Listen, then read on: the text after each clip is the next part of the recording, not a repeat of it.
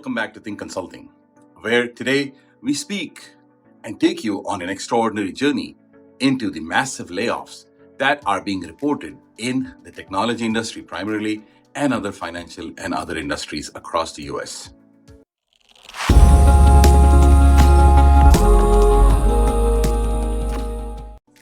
As the tech industry surged amid the COVID-19 pandemic, it has also witnessed a surge in workforce reductions in recent months.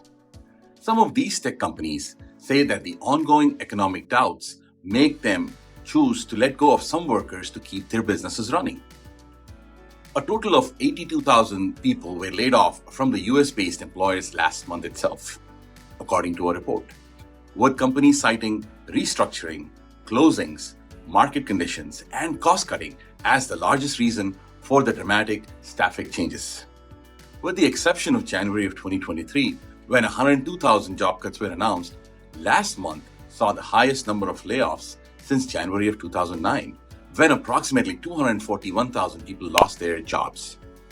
Financial companies, on the other hand, announced the most cuts in January, approximating about 23,000, followed by technology sector about 15,000, food production industry about 6,600, and retail sector about 5,300.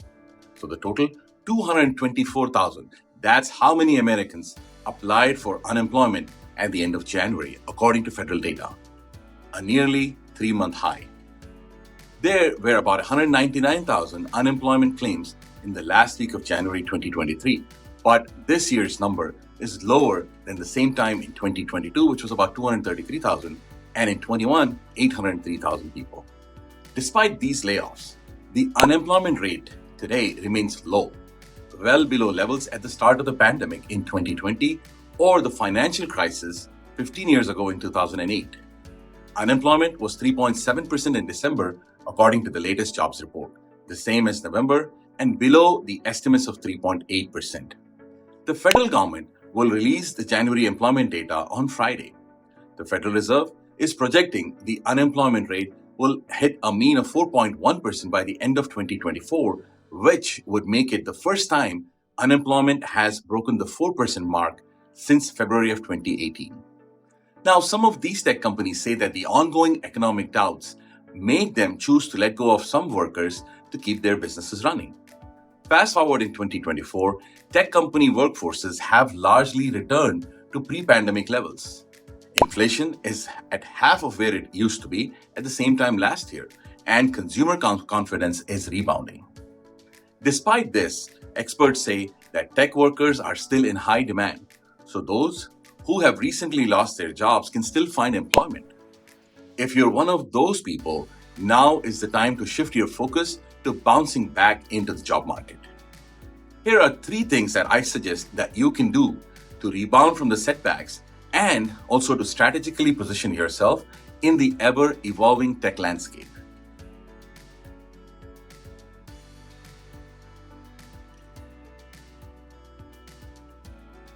Getting laid off from a tech job can easily be discouraging you from pursuing a career further in tech. But despite this, according to a lot of surveys which reveal a promising picture that 79% of the tech workers who were laid off were able to find a new job in the next 3 months.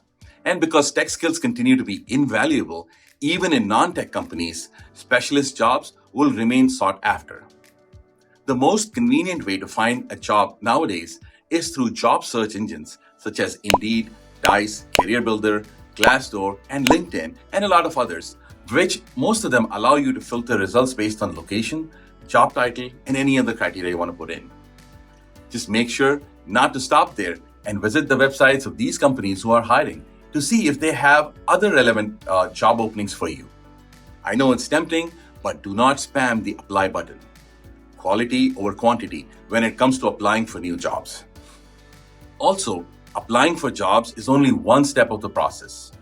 I recommend taking it a step further and reaching out to your network and people who work in your target companies before sending them an email or messaging them on LinkedIn. Update your profile to highlight your skills, experiences, and achievements. And then connect with professionals, join the relevant groups, and engage in discussions to get more visibility with recruiters.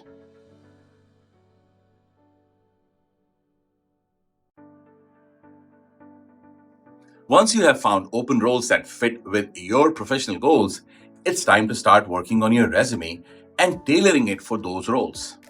An effective resume can help you get through the applicant tracking system, which is known as the ATS, once you apply for the job and get closer to a hiring manager personally looking through your resume. Make sure to list relevant work experience, skills, qualifications, and relevant projects. And also don't forget to mention keywords indicated in the job descriptions to get recruiters and hiring managers' attention. If you want to go the extra mile, you can also consider writing a well-crafted cover letter. While they may not be read by all recruiters, they can help you stand out from the crowd when you are applying for smaller companies who actually take the time to read through every application. Cover letters allow you to introduce yourself, explain your interest in the position, and highlight how your skills and experiences align with the requirements of the role you're applying for.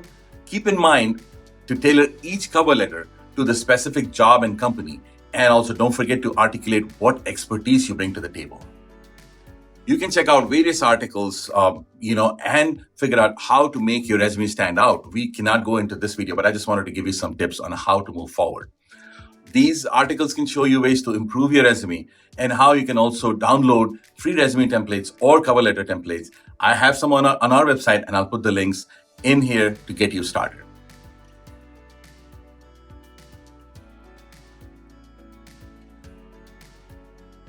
Now, after getting your resume right and getting in touch with the right decision makers, the next challenge will be the interviews themselves. An interview is not something you can simply improvise, but it's an opportunity for you to leave a lasting impression on potential employers. Around 6 to 10 people get interviewed for a single role. So you not only have to fit the requirements of the role, but you also leave a mark during the interview to receive a job offer. Practicing common questions is one way to prepare for an interview. And the most common question you will encounter is, tell me about yourself. My suggestion to address this question and most of the other interview questions you get is to follow this formula. Paint the picture, go into the details, and wrap it up. Keep in mind to highlight your most recent role and big wins in answering this question. Another thing that could also be brought up during the interviews is why you left your previous company. Deciding whether or not to tell the hiring manager that you've been laid off could also seem tricky. But if you do decide to discuss it, tell it in a positive way. Talk about the skills you gained during the employment, the challenges you overcame, and the professional growth you've experienced during your previous role. And then transition the conversation from the layoff to why and how your skills align with the new role and how you can help him achieve what his team is looking to do or her team is looking to do. Now, throughout your interview, remember to tell your story, bring up your energy, and keep your answers short and simple but relevant. Recovering from getting laid off in the tech industry could be difficult, so let this experience boost your personal development also. As this industry thrives on constant innovation, you have to showcase your resilience, adaptability, and a commitment to professional growth to get back on track to achieving your personal and professional goals amid all of the uncertainties that this time brings.